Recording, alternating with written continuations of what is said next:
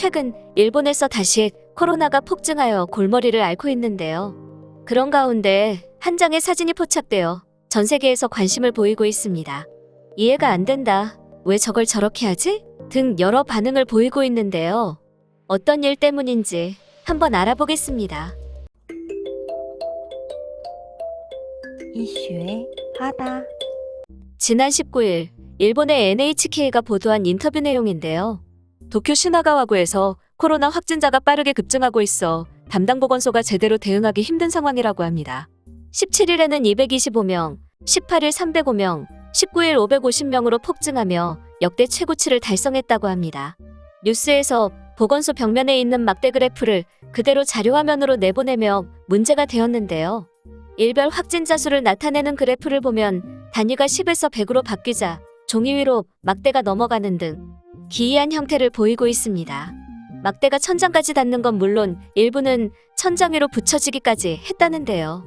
뉴스에 이런 보도하면은 각종 SNS와 커뮤니티로 순식간에 퍼져나가게 되었고, 국내 네티즌들은 물론 세계 네티즌들도 이해하지 못하겠다는 반응을 보이고 있습니다.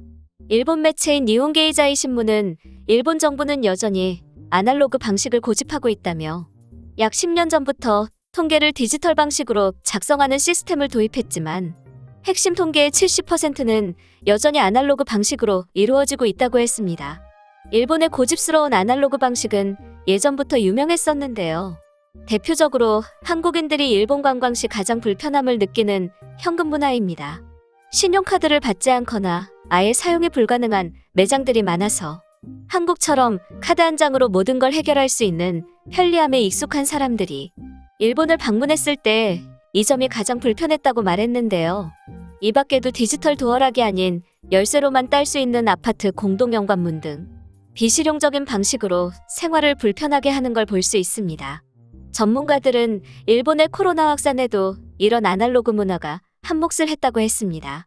일본 후생노동성이 최근 일본 직장인 2,400만 명을 대상으로 설문조사를 진행하였는데 재택근무를 하고 있다고 답한 응답자가 5%에 불과했다고 합니다.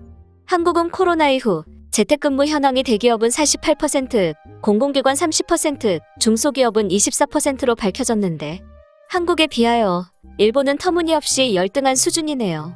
일본의 재택근무가 왜 저렇게 낮은 수치인지 확인을 해보니 일본은 공공기관의 대면 창구와 기업 결제 과정에서 도장을 서류에 반드시 찍어야 하기 때문에 재택근무가 현실적으로 어렵다고 하는데요.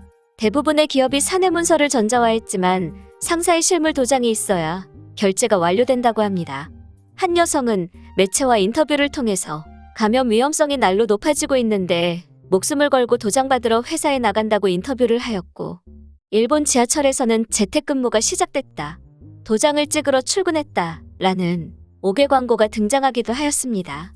일본 사람들이 불편함을 느끼면서까지 도장 문화를 유지하는 이유는 종이에 도장이 없으면 진짜라는 것을 보증할 수 없기 때문이라고 말하고 있는데요.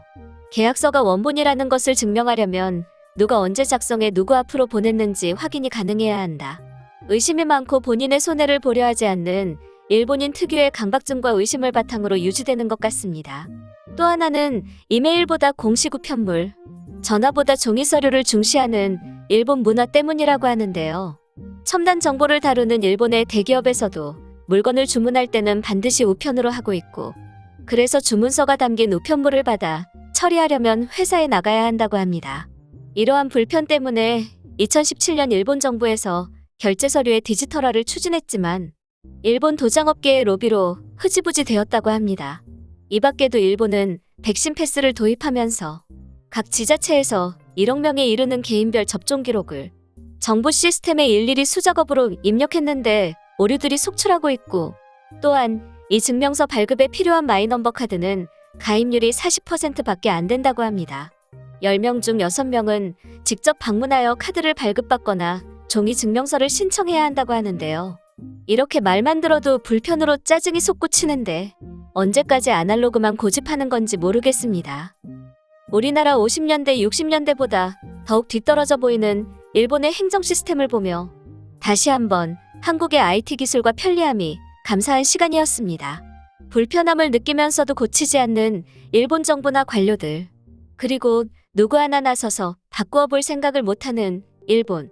한국 사람들은 불편함이 생기면 정부에서도 못하는 걸 일반인들의 아이디어와 실천으로 상당하게 많은 걸 극복하고 변화시키는데요. 이런 팬데믹 상황에 만들어진 코로나 라이브 같은 사이트처럼 한국인의 긍정적인 열정과 진취적인 성향 너무 자랑스럽습니다.